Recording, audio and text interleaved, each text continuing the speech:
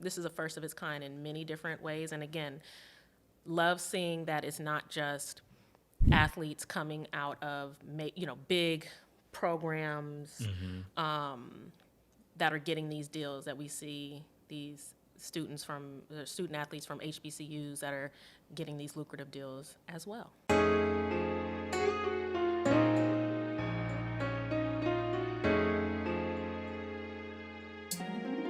What's up, Janelle? Hey, Broncy. How are you? I am good. I actually stopped and thought about it, but I think, I am. I'm good. How are you? I'm good. Having a case of was it Sundays? Is that what you call it? Oh, I forgot for a second it was Sunday. Yeah, Thank you for reminding me. Having a case of the Sundays, but I'm going to enjoy recording this episode and try not to think about it. Yes, let's do that. Happy to be here. Happy. Day before Black History Month? Day before, is it today? It is the day before Black History Month. Happy that. Happy that. Yeah, that's exciting. And day before, not day before anything. I was originally going to say NFC East and AFC East Championship Day. Oh, it is that day. Yeah, I was going to say happy NFC East and AFC Championship. Happy football day. Yeah, whatever. Yeah, that's all I got as far as the intro. Okay. I'm not going to talk. How was your week? Oh, that's a good question. Yeah. People been trying it. Oh, okay. But that's how my week was. How was yours? My week was, I guess, less combative than that. And normally, it's smooth. It's pretty smooth sailing. But this week, nope. But I had time. It's okay. Okay. Well, note to self, Broncy has time. My week was I had a fun week. We were just kind of talking about my trip to DC, though some people in the room are a little upset that they were left out of the fun. We'll figure that out. But no, I went down I'm not that person in the room, just so y'all know. I went down to DC and got to hang out with some friends, some college friends, got to hang out with some family that I haven't seen since before COVID. Since I'm on this East Coast tour. Right. My final tour of the East Coast before the big move. The big move. Big Are you excited? It's really quickly approaching. It really is. So I'm going to visit in a couple of weeks. It'll be, I would say, my first official time visiting. Huh? I guess so. Okay, so for the people out there who don't know, I am moving to Portland in the coming months. Wow. She's not just moving; she's moving. Yeah, to Portland. Yeah, that's moving. That's not. I'm going around the street, going a couple states. Well, I said Portland. Or down the coast. What else you want me to say? I'm moving to Portland, Oregon. Yes, I'm moving to the West Coast, leaving Brooklyn after 10 years. Leaving the East Coast after all my life. Moving to the West Coast, to Portland, going to visit in a couple of weeks just to, get acclimated. Get your grounding. Hopefully find an apartment during that time and then make the move in a couple of months. Yeah. That's exciting. Sad and exciting. I'm excited for you. I'm sad for me. Well, I'm sad to be leaving my friends on the East Coast. But the way you like to punch these miles and flights, I ain't worried about it. True. Very true. I'll be out there too, so it's all good. Very, very true. I guess though, with all of that, and again, with me on this East Coast tour and saying bye to folks and all of that kind of stuff, in the coming months, our format is going to have to shift. So we still haven't figured out what that looks like, but just know it will obviously not be the two of us sitting at this table anymore. But the podcast will continue. We'll figure it out just like we did during COVID. Yeah. All that good stuff. We always figure it out. Before we hop into Above the Fold, let's cheers. Yes, our producer told us that we had been slacking, and we have been on the... Got it. Cheers. Clink, clink. Clink, clink. What are we drinking today, Janelle? We are drinking an orange wine from a countryside in Germany. It's very fruit forward on the. I don't know. All I know is it's an orange wine. I made all the rest of that up. I can't tell you where it was from. I went to the wine shop. Listen, if it's orange, Janela's drinking it. I said, girl, you know what I'm here for. She said, try this. Okay, it's good. I like it. Tell her good job. I will. Orange wine to match your orange nails. Sure. Red, orange, yeah. Yeah. So you want to jump into Above the Fold? Let's do it. So we spoke about football, right? Which is on now while we're recording. And, you know, Super Bowl is synonymous with the halftime show, the Pepsi halftime show. Yes. I'm sure you've seen the lineup and all the promotion that's been going on with that. Mm-hmm. There was this ad that recently dropped. Yeah, Pepsi ad, because they always sponsor the halftime show. Yep. And what'd you think of it? I thought it was good. I mean, it gave what you would expect an ad for the brand sponsoring the halftime show would give. I think it was directed by F. Gary Gray, I want to say. Mm-hmm. Obviously, it features everybody who's going to be in the halftime show. So Dr. Dre is in there, Snoop, Eminem, Mary J. Blige, Kendrick Lamar. It's going to be a G-Funk themed halftime show. So you got all that with splashes of Pepsi branding. It gave high budget. Extremely high budget. Yeah. Are you excited? Are you looking forward to the halftime show in comparison to years past? How are you feeling? Depends on what years past we're talking. In comparison to last year, who performed last year? Well, that's not a good indication. All right. So yeah, in comparison to last year, yes, I'm looking forward to it. In comparison to the year that Beyonce performed, probably not. Right. I really don't know. Was it the Weeknd when he was like running through? That was the Weeknd. Yep, it was the Weeknd. Yeah. Wow. And then before that was Justin Timberlake. Yeah, I mean, Snoop got classics. Kendrick has classics. Rumor is that Mary is doing one song, the one song that is not called Holleration, Hateration, Holleration, which I just found out today was not the name of that song. So I'm still reckoning with that news. What's the name of the song, Janelle? Family Affair. Yes. Yes. It should be called Hateration, Holleration. Yeah, I mean, you're right. I have the same feelings about the ad. It's on brand for Pepsi. I enjoy Pepsi's sponsorship of the halftime show and how they connect with artists or use artists as their spokespersons for the seasons. You know, the Michael Jackson, the Beyonce, whatever, it goes on and on. I'm always hoping that they get their ads right. Yeah. Ever since the whole, who was that? Police and the Kendall Jenner. Ever since Kendall yes. and all that. But yeah, like you said, it's pretty much what you would expect from a company, Pepsi, big budget, star-studded, all the bells and whistles. Yeah. Could you ever see a Pepsi making a mistake like that again? Or do you think like we've learned now we're going to be like, oh, I mean, that's hard to say. I want to say no, but I'm not putting it past anybody to. That's true. That's very true. That's safe. Make that type of mistake again.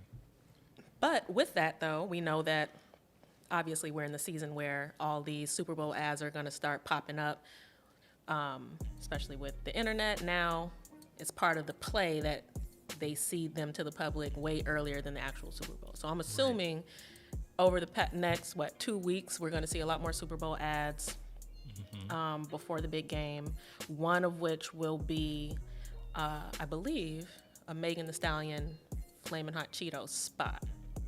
So they've been kind of teasing it with kind of like mini social spots and things like that. I'm hoping that the spot brings it all together. Yes, because I think I'm assuming. Oh, maybe I'm just slow. What you mean? I don't get the spots.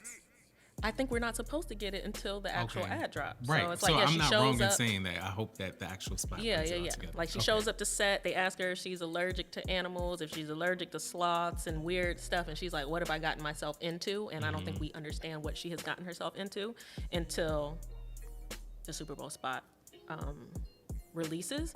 I do think that, you know, obviously it's a partnership that makes sense. Megan Thee Stallion, hot girl, flaming hot Cheetos, like, duh. Yeah, remember we literally said, what's next? When will it end? How long will this go? As long as things are hot, there's a lane for her. Yeah. She has made, you know. Oh, yeah, she did the flaming. Yeah. That's together, right? Yeah, I think Cheetos that's the and same Doritos. brand. Yeah. So, yeah. So, looking forward to seeing what other, again, Super Bowl ads drop. I'm sure we will be talking about them on our next episode. Yeah. Maybe. Probably. Yeah. 2 weeks. When you won't be here. We'll figure it out. We will. We'll figure it out off mic. I see. We yeah. good there? No, we're good. We're good. I was just going to say, staying in the sports. Oh, yeah. This is a very sports heavy episode. Right? Yeah. Did you want to introduce it? Yes. J.R. Smith signs an NIL representation deal. And what I will say is, called this shit. You Run did. it back. You did. You absolutely did. Because I was like, all like that. Mm-hmm. And you were like, just wait, watch. You absolutely did call this. Because it makes sense. J.R. Smith, as you said, signs with Excel Sports for NIL representation, which is name, image, and likeness. Mm-hmm. That's a fairly recent. Well, if you don't know, J.R. Smith used to be a pro basketball player. Can't remember how many years in the league he played for, but he won a couple of championships when he was at the Cavaliers, mm-hmm. when he was in Cleveland. But he has since retired and has gone back to school at North Carolina A&T and HBCU, and he has joined the golf team. So mm-hmm. he is a student athlete. And with the new NIL rules as it pertains to NCAA student athletes, they can partner with brands and get paid. Mm-hmm. So this means that J.R. Smith will be the first former pro athlete to get this kind of representation as a student athlete at an HBCU, which I think is pretty cool. And again, I think it makes sense because, you know, he already has shown, well, at least we know he's an athlete. I don't know if he did any like major brand deals when he was in the league, and I think that kind of could have been because, you know, his reputation as like a mm-hmm. bad boy partier, whatever, that he seemed to, you know, he's mature now, he's back in school, whatever. So I think it makes sense. I see you look like you're thinking about something. You're thinking about, I see the what if there's something on your face. What's up? I don't want to be that person. So it does make sense. I will say that. I'm just wondering. Words. What? It makes sense. What's the con? Nothing. Okay. Then I guess sticking in that lane, then talking about name, image, and likeness representation and deals, we see that Shadir Sanders just partnered with Gatorade. So again, talking about an HBCU. He's a freshman quarterback. He's the son of Deion Sanders. State. Yeah, at Jackson State, where Deion Sanders is the coach. He's his son. And this is the first time Gatorade has partnered with an HBCU athlete. This is the first. Oh, I believe so, yeah. Yeah. So we've seen in the past, I don't know of many NIL deals that they've done with like kids in college and stuff like that. Right. But, you know, all their recent athletes. Like you said, the NIL situation it's fairly for new. NCAA athletes is fairly new. Yeah. But I think that even athletes that have graduated and gone on to pros, like none of them have come from HBCUs that they've partnered with previously. So this is a first of its kind in many different ways. And again, love seeing that it's not just athletes coming out of big programs that are getting these deals, that we see these student athletes from HBCUs that are getting these lucrative deals as well. I want to see it continue to happen. Yeah. I mean, I think that's been the sentiments that we've kind of echoed or continue to echo. It's just around HBCUs and the level of attention that they get from sports, because a lot of times that's a dichotomy that student athletes have to face when they decide what school they want to go to. Yeah. They may want that HBCU experience, but they don't feel like the same opportunities come along with it. Yeah. So hopefully, these sorts of instances are. Yeah, and I will say, and I think we've talked about it before, just like all the work that Deion Sanders is doing at Jackson State, right? Like, number one, obviously, he's a superstar. To come back or to go there and be a coach, and all of his brand deals, because he does a couple, like I think he's in an Aflac commercial, maybe he has Aflac, but he's like Coach Sanders in the Aflac commercial. Yes. He has the Jackson State band in the spot with him, and then he did what some would have said was impossible fairly recently. I don't think we spoke about it, but he got the top recruit for this upcoming class who had committed to Florida State to switch and come to Jackson State. That's major. Oh wow, That's major, and that's got a lot of these white folks a little shook. I did not know that. Yes. I love that. That's exactly what I'm talking about. Yes. But yeah, when you find these little pockets, it feels like there's hope that will continue to be the trajectory. Yeah. I hope this isn't just an anomaly, or it's not just, it doesn't just happen at Jackson State. I hope that we start to see other HBCUs bringing in top tier talent from a coaching level that then influences the kind of talent that they're bringing in and the kind of money and sponsorships that they're able to bring in and all of that. So, love it. Speaking of football, this is off topic. Okay. Taking a little rabbit chase. Did you see like the NFL now has one black head coach? Well, I know they fired the Dolphins head coach who was black. But literally, there's only one now, and that's the Steelers head coach. Mike Tomlin. Wasn't it last episode that we were talking about how Twitter had like modeled their, what is it called? I know that they had modeled their criteria for like hiring after this rule from the NFL that's supposed to like guarantee that in these big in these decisions for head coach that there's at least like one minority that is in the running for it. Yeah. So yes. Rooney Rule. Yeah. So for there to only be one in all, how many teams? 32 teams? It's kind of crazy. That's not kind of crazy. That's really crazy. And the NFL needs to do better. They've known that they need to do better, and they just continue to refuse to do better. It's like, is that are y'all refusing to learn? You're not isolated from the world and everything that's going on. Maybe they feel like they're too big to care. I don't know. I don't know either. But I thought that was sad. Interesting and something I definitely wanted to bring up. Yeah, I didn't realize that. I mean, I know that at one point, I know that the number was always low. I didn't realize it was that low. Yeah, be interesting to watch over the next year or two as teams start to switch coaches and things like that. If that changes significantly or not, because obviously there's a buzz going on around it. Yeah, yikes. Yeah. So Twitter. They of. recently had a campaign, their out-of-home campaign, which was billboards of famous or notable people that have tweeted previously, just dreaming and aspiring to, one would say, who they are today. Yeah. So Megan Thee Stallion, one of her tweets from 2014 was, "I need a team because I promise rap gonna take off for me." And then you fast forward, 6-7 years later, she's Grammy winner, new artist of the year, etc. Literally on top of the world.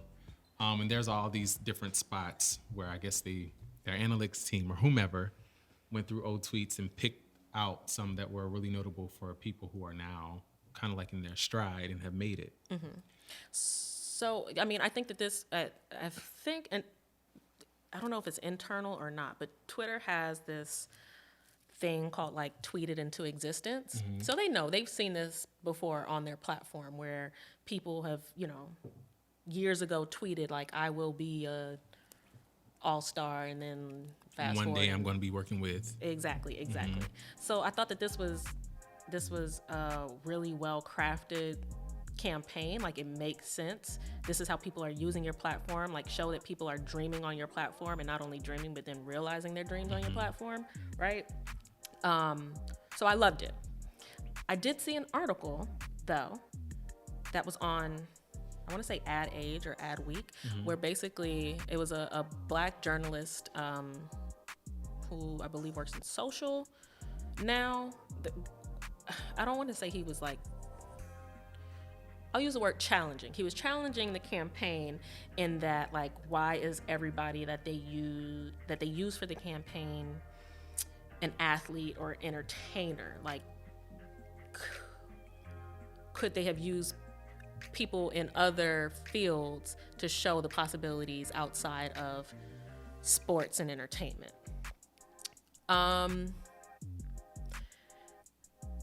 I think that there is an opportunity to do something like that. Maybe not in a big out of home kind of way. Like, maybe if that were, if that campaign tweeted into existence was like a long-term multimedia, like it touched different touch points, different whatever. But like, if I'm a kid, so I'm assuming this person was talking about just like the influence on kids or young people, and I pass a billboard and it's someone who is,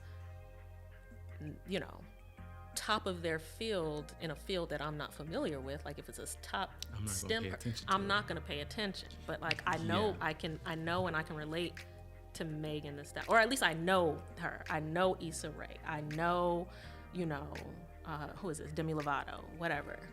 Yeah, I was going to say, when you're thinking about, as we know, advertising, you have a couple of seconds to grab attention. I'll see this big spot, but I have no idea, so I'm moving past it. Sports and entertainment is a world that is just recognizable. I agree with you. If it was something that was a little bit more long-term or built out, then yes, the strategy could have included some different fields. But I think for what they were trying to achieve, at least like even the route to go. Even if it is like a larger campaign, we don't know. Like, but for the launch moment, to make a big splash, to get people's attention, you got to put people. You have to who are known. People that people know. Yeah. And not unfortunately, but that's just like the nature of those fields, like sports and entertainment. People know them. Now, if they are doing a spot at CES or something like that, then you can start using CEOs and top people in tech. Or if they're going to some like medical convention and they put spots there, then it makes sense. So to the point of, if it's something larger and there's different spots and touch points, then yeah. So I was like, and I forgot to drop it in the doc. I'll send it to you, because I was like when I was reading the article, I was like, he's not wrong, but it would not have had the impact that it had if they didn't go the route that they went, I thought. I completely agree. Cool. So next on the list, we have a collab, Pharrell and Tiffany & Co. Everybody has seen Pharrell's been out in Paris with his new shades that I'm assuming will be dropping sometime soon, probably way out of my price range. I can't afford right now. Yeah, probably. Right now. You never know. I haven't seen the price tag yet, but I'm going to venture to say There's can't like afford 50 them. diamonds in that joint. They don't have a Swarovski version. No. Yeah. And I don't really have much to say about it other than what Tiffany's is doing right now. Yeah, like they're partnering with. Yeah, what is Tiffany doing? Like, in not that the glasses were ugly or anything like that. Like, I'm sure somebody can afford them and somebody's gonna buy them. But between the partnership with Beyonce and Jay-Z, I'm gonna throw Blue Ivy in there too because she was in that spot. this, like there's clearly a switch going on over there, and I'm trying, like, what is going on? The Supreme collab that I don't even know ever came out or whatever. I don't know what happened with that. Yeah, what is going on over there? How are you feeling about it? I told you they found themselves being stale. They were going for the affluent white folk that weren't buying anymore. They had gone. The brand had gone stale. So I think you're seeing a resurgence. How does a jewelry brand go stale? Like, what name? Who's out here? Who are they competing against and doing this and compete in competition with? Who? Cartier doesn't do this. They stick to the rivers and the lakes that they used to. I mean, they're not really living in the lakes. They are already the waterfall. Right, but I think Cartier, to that point, they have already been that girl, so to speak. But Tiffany's was that girl? It was, keyword. I think over a period of time, they just got stagnant and stale. They needed some sort of refresh. Their brand wasn't standing on its legacy or just on its own. So that's where you get the partnerships with Jay-Z and Beyonce, and where you have influencer partnerships with some of these younger kids, the Chloe and the Halleys, and now you're seeing a partnership with Pharrell. They're appealing to a newer, younger, fresher, hipper audience. Whereas before, I don't even think they were on their target list when it comes to demographics.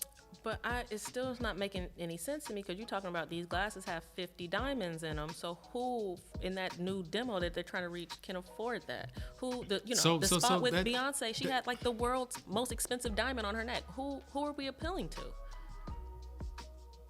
You have a point, but just because you can't afford those diamonds, don't mean you can't afford nothing that Tiffany's has to offer. True, but we want our brand to be top of mind. We want our brand. We want people to aspire to. So therefore, you might not be able to afford the $5 million necklace, right, but you can afford the $500 bracelet. But do you think it's working? That I don't know. I have not. It's made me pay attention. It's made me look at Tiffany's, whereas before I wouldn't have. You've been into a Tiffany store and looked at the jewelry? No, looked at like the spots and because we have a podcast and I put the link on there for you to look at it. What you mean? No, we were just in the mall like a couple weeks ago, and literally we stopped and had a conversation about Tiffany. But you didn't go into the store. I'm not going. I wasn't doing that anyway. You can. So what is stopping having a? No, because that's not fair. Because it's good advertising. I'm not necessarily going in the store. Me. But you were having a conversation as somebody who works in this industry. Right. You think the person that they're trying to appeal to, they just want to have a conversation about their ads, or do they want? No, that's not the point I'm making, Janelle. What are you I'm saying? It made me stop. So if I was in the market, say next week, 2 weeks from now, a year from now, and I wanted to get a ring, or I wanted to get a bracelet or a piece of jewelry, I may be like, oh, Pharrell, Beyonce, Chloe and Halle, Tiffany's. Let me look on their site, see what they got. Okay. If you say so. I mean, What is your reservation? I mean, what are you're saying it's not working? Because I still don't know what their stuff looks like.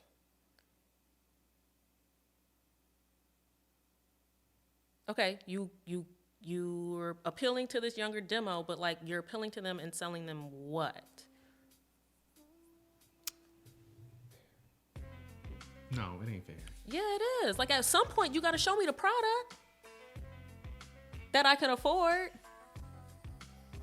Do they still sell those little charm bracelets? I really hope not. Remember the little bracelets that everybody that everybody had in middle school? You know? I don't know. Listen, what I do know is that time will tell. As a strategist, and you're saying Tiffany does not need to do this. Pull, like you said, from popular culture, or like you said, slap hip hop on to their brand. Mm-hmm. I said, what would you do? As a brand strategist, if they came to you and said, we need to do something from an advertising marketing perspective, what do we do? So yeah, so to that, my response is you can still tie yourself to current pop culture and the hot folks, but also Tiffany's is a heritage brand. The brands that they're competing against, the Cartiers, the David Yurmans, like they're not having to do this because they're relying, whether it's good design or like when you think about Cartier, you think about heritage. When I think about Tiffany & Co., I think about the heritage of the brand. Mm-hmm. So like instead of just, I brought up the example of like Anya Taylor-Joy walking out of a bodega with with Halfway Crooks playing in the background.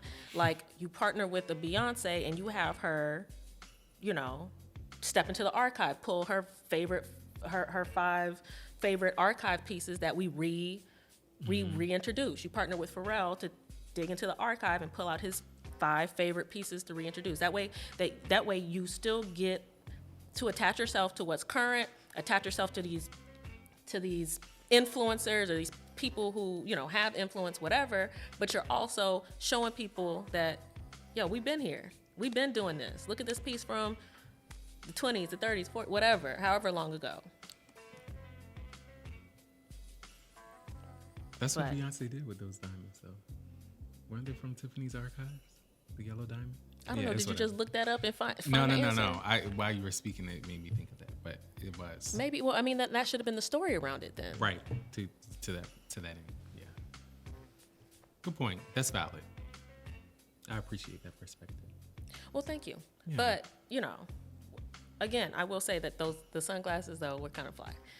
But you were saying something in pre-production. Okay. All right. Yeah. All right. Nothing. He said nothing in pre-production.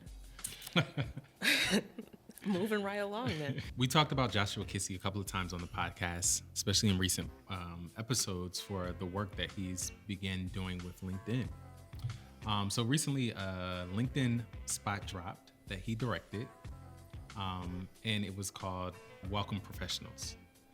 And it's just a spot that talks about how professionals look different than what we've used to are accustomed to saying what professional looks like. Mm-hmm. So it's pretty much a spot that has folks in all different fields and how they show up professionally.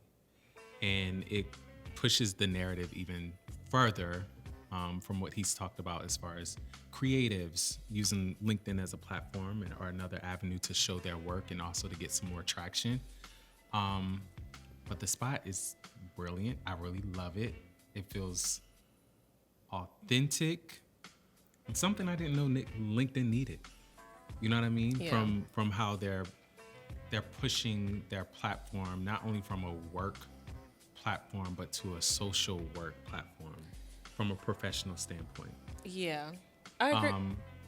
I was just gonna say I agree there. I think that LinkedIn is one of those platforms where it's like we all use it, we all know it's necessary, but we don't give it the same like credence or attention that we do other platforms or like content creators. It's all about IG and now TikTok and all this kind of stuff.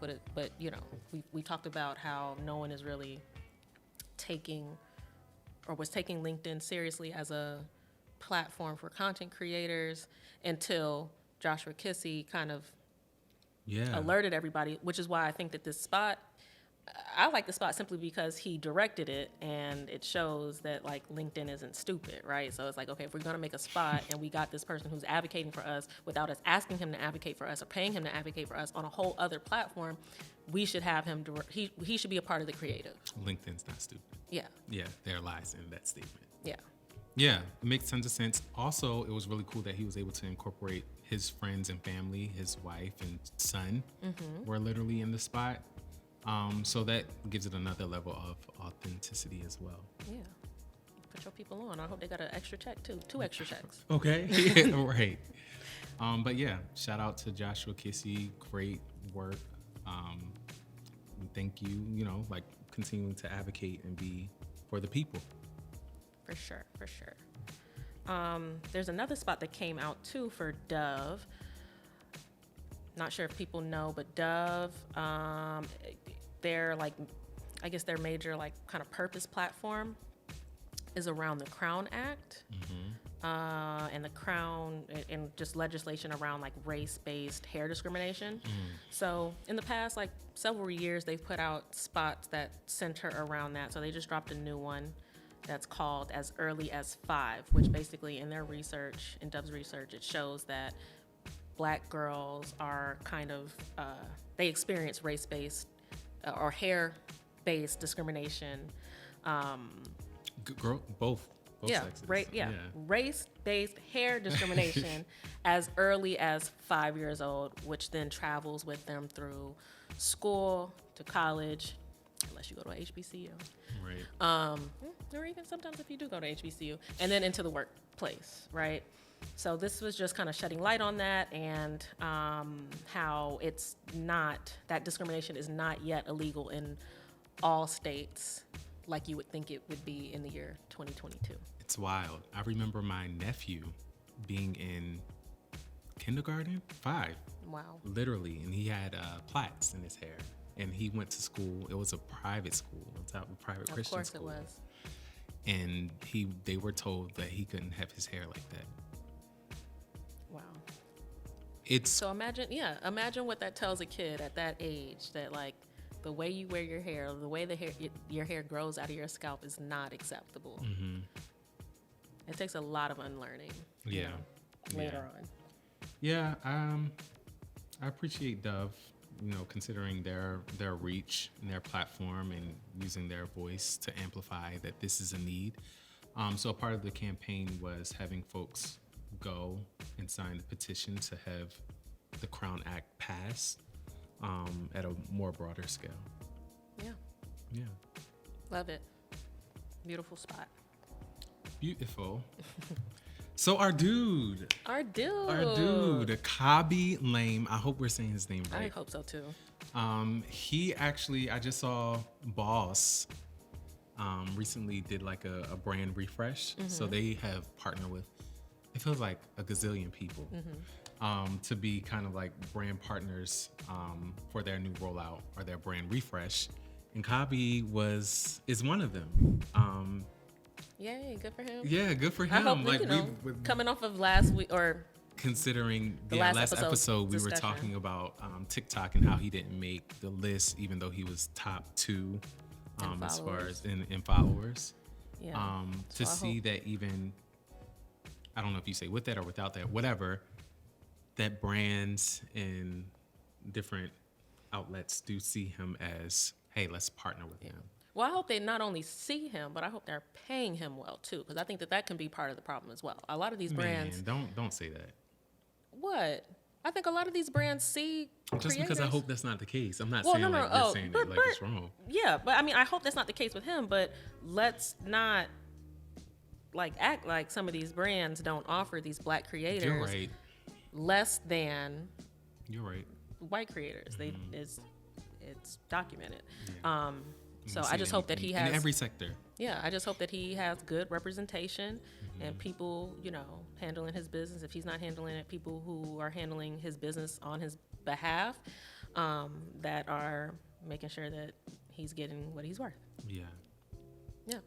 Shout out to him though. For sure. Yeah. I love a good come up. I know. Same.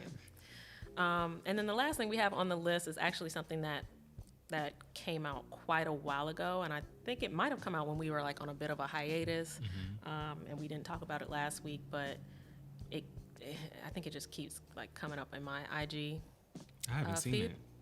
So Solange's creative studio, creative agency, St. Heron, partnered with For Keeps Books, which is a small bookstore in Atlanta that's run by a woman named Rosie Duffy and Rosa Duffy. They kind of specialize in like really rare first edition books, Black books and things of that nature. And so she partnered with her to kind of create volume 1 of like the St. Heron library. So in that library, there's books from Octavia Butler and Toni Morrison and things of that nature, that people of that nature that you can kind of check out. So you can check out a book, read it, they give you the shipping, send it back. And the first collection was sponsored by Aesop, the what do you call it? Fragrance. Fragrance. Yeah. Brand, whatever.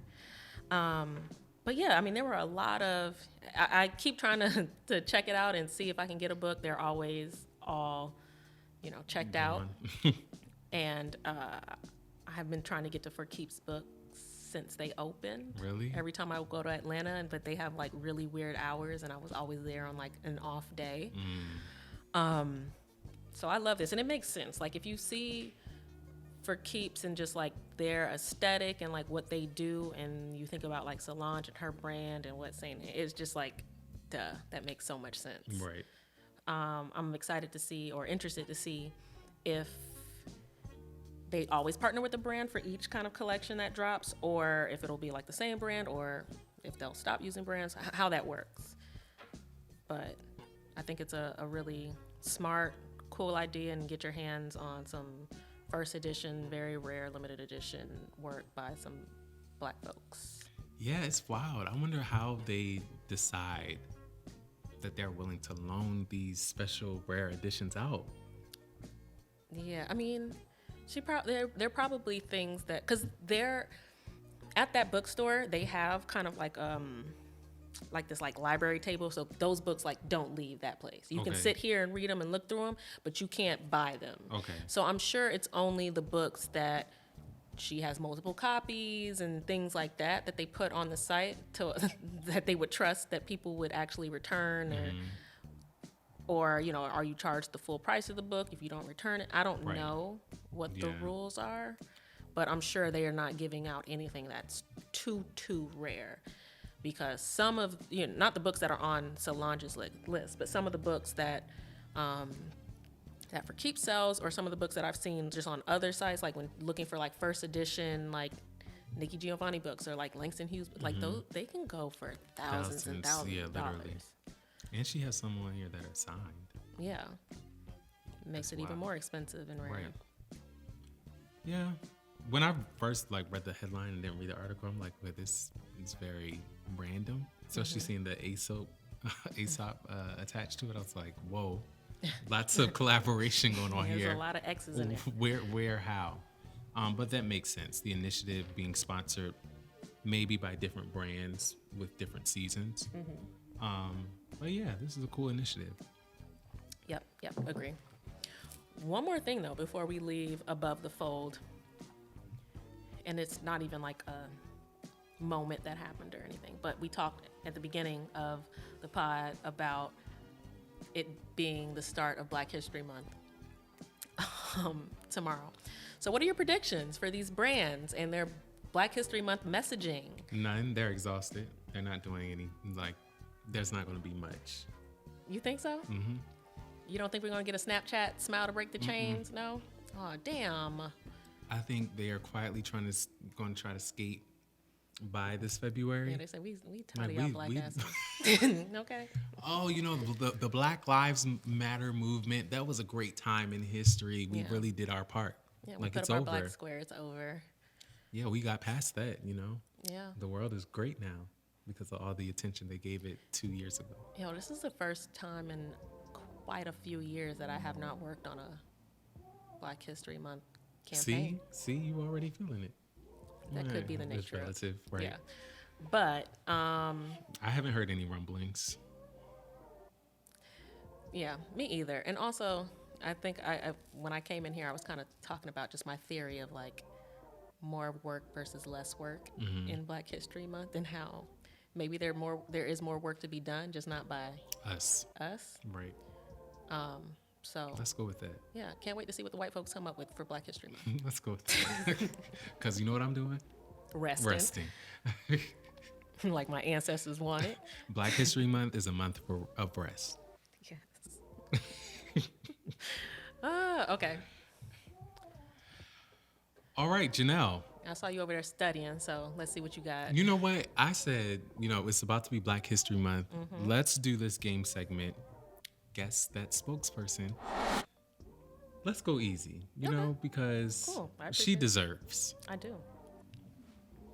You ready? Yeah, I'm ready. All right, so the brand is Campbell's. He's lying like shit. Okay. Campbell's.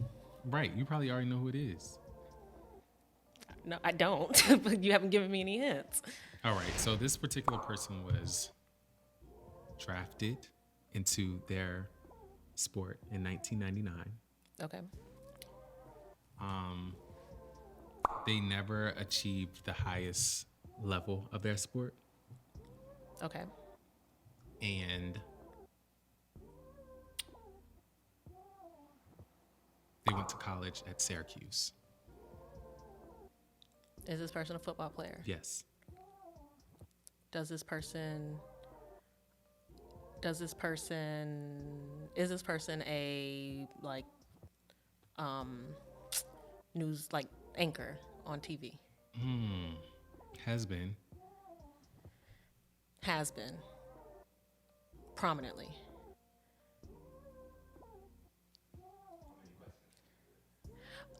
Excuse you. Mind your business. Damn. Thank you. Okay, scratch that from the record. Has this person ever... Has this person...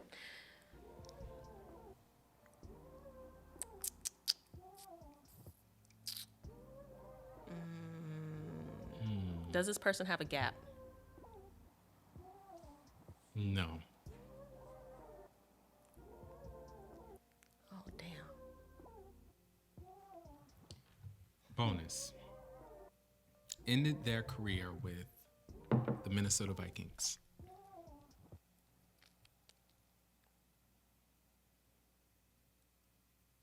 Who is Donovan McNabb? Yes. Ding. That last clue ain't help you. Did it? No, it didn't, because I was going to be. I was like, it's either Donovan McNabb or Michael Strahan. So as soon as you said no gap, I knew it was Donovan McNabb. But thank you. That was a good one. You remember the spot he did with his mama? Yeah. But in my head, it was Michael Strahan with his mom, and I was just like, it's somebody with their mom. I got to pull that one out the archive for that's IG. A good one. Yeah. Cool.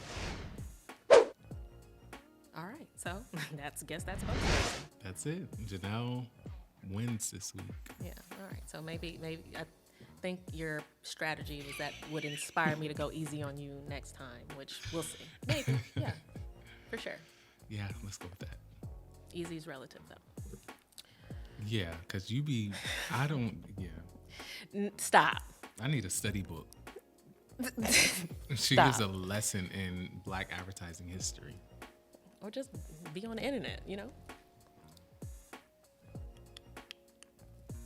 Go on with your Black ads. Yes. Or That Ain't It. Yes. You Who go you got? first. Oh, you want me to go first? Yeah, you go first. Going with your Black ads goes to torn in between the two. Yes, Latoya Luckett. I'm gonna go with Joshua Kissy spots for LinkedIn because that's when you think about real work, authentic work, I appreciate it. For That Ain't It, I'm gonna go with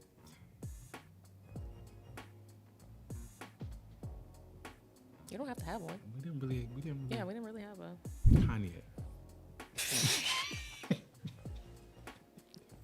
He's always that ain't it. So okay. Don't have a That Ain't It this week. I'm gonna agree with you there. For my going with your Black ads, I'm gonna go with Shadir Sanders partnering with Gatorade. Oh wow. Okay. Yeah, HBCU love and all that. Okay. Yeah. Notable mention is also Dove. Always, yeah. That's a pretty. Not always. I mean, when they do those kind of spots around the Crown Act and stuff, that's what I mean. Yeah, they know how to get us. Yes. I guess. You know, there's a couple of brands that they know how to pull out the heartstrings and whatever. Mm-hmm. They have a formula. But yeah. Say it. Were they didn't they have a spot where they had like all the different shades? Was it done? Oh yeah, that was.